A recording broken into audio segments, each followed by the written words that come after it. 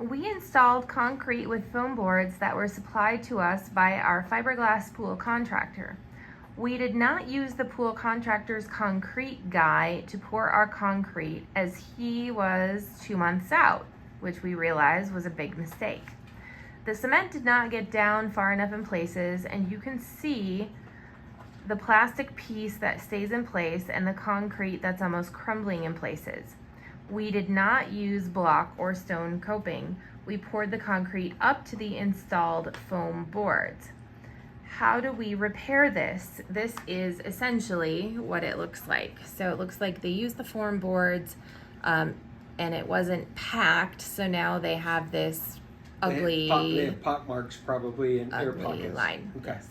So what happens is when you use those foam concrete forms, critical point of that is to make sure that as the concrete flows in there, you're vibrating it, you're packing it, you're troweling it, you're magging it to push all that air out. Or while you're pouring it, as it sets up, you peel that form out and you can still pack concrete in while it's wet and be able to get a finish. That didn't happen clearly.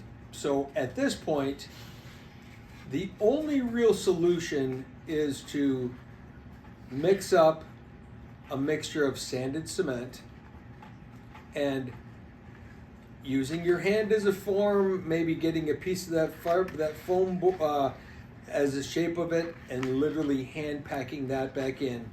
It's never going to match exactly the rest of the concrete, but at least it'll fill those voids and you won't see that little plastic clip on the bottom. But it's just going to take literally hand by hand packing that and filling that whole face and then hoping that it'll match a little bit. There's no magic to it in terms of making it match exactly. What you could do is if this is all the way around the pool and it just looks unattractive and you can't live with it, once all those holes are packed, then I would probably recommend you use a concrete paint of some type. Could be fairly close to the same color of the concrete itself. Paint the whole deck as well as that whole face to at least give you a uniform surface.